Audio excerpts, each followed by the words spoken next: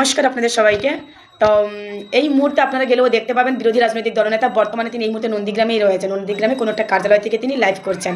তো যেহেতু আমি জীবনে কোনোদিন ওনাকে এমএলএ হিসেবে আমরা মানি না, কারণ যে এমএলএর জন্য আমাদের নন্দীগ্রামের মাটি বারবার কুলসিত এবং অপমানিত হয়, যে নিজের পকেট ভারী করার জন্য নন্দীগ্রামের মানুষকে বিপদে ফেলতে যায়, দ্বিধাবোধে বাঁধে না, যে ভোট করায় কী সব দিয়ে কি ওদের নেতারা বলছে কি বোম গুলি গালাজ দিয়ে, তো সেই নেতাকে আমি জীবনে কোনোদিন আমি আমার এমএলএ হিসেবে মেনে নিতে পারবো না। নন্দীগ্রামে জীবনে কোনোদিন মানিনি আর মানবো, ওই লোকটাকে আমি কোনোদিন মানতে পারবো না, কারণ যে মানুষটা বিন্দুমাত্র নন্দীগ্রামে উন্নয়ন করেনি।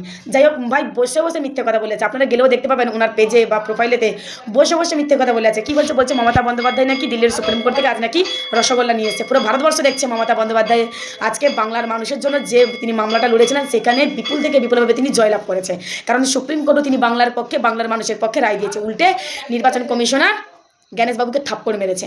সবাই দেখেছি মমতা বন্দ্যোপাধ্যায়ের হাসিটাই স্পষ্ট যে মমতা বন্দ্যোপাধ্যায় যে লড়াইটা মানুষের জন্য লড়েছিল তার জয় হয়েছে। ভাই এই অপদার্থ, এই শিশির জেঠুর ছেলে, মানে কি বলবো আর, সম্মান দিয়ে এখনো কথা বলছে। ভাই এই লোডশেডিং অধিকারী বসে বসে মিথ্যে কথা বলে আছেন, আপনারা না দেখলে বিশ্বাস করবেন। আরও বলছে তৃণমূল কংগ্রেসের সোশ্যাল মিডিয়ার কর্মীরা গায়ে কালো চাদর ফাদর দিয়ে সব ভিডিও করছে, একের পর এক মিথ্যে কথা বলে। ভাই আমরা মিথ্যে কথা বলছি? আমরা মিথ্যে কথা বলতে পারছি? ঢ্যাবনা এই তরুণ যদি কী লিখেছে ওটা, আমি সেই শুভেন্দু অধিকারীকে বলতে চাইছি, আমরা যদি মিথ্যে কথা বলে থাকি সোশ্যাল মিডিয়াতে যে মমতা বন্দ্যোপাধ্যায় জয়লাভ করেনি আপনি বলছেন, হ্যাঁ, তাহলে আপনার কথা অনুযায়ী এই তরুণ জ্যোতিতে কী লিখেছে? মাথায় কি বাজ পড়েছে? আজকে সুপ্রিম কোর্টের রায়টা শুনে তরুণ জ্যোতি মাথায় কি বাজ পড়েছে? আমি সেটা জিজ্ঞাসা করছি। ভাই আপনি কী ধরনের লোক বলুন তো?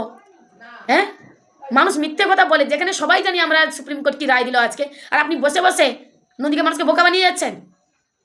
ভাই আমি তো মনে করি নন্দীগ্রামের মা কাকিমা কাকু ভাই একটা ভোটকে এই লোকটাকে দিও না। এই লোকটা যেই দলে থাকবে সেই দলে একটা ভোট দিও না। মানে ভারতবর্ষের সব থেকে সেরা একটা মিথ্যাবাদী।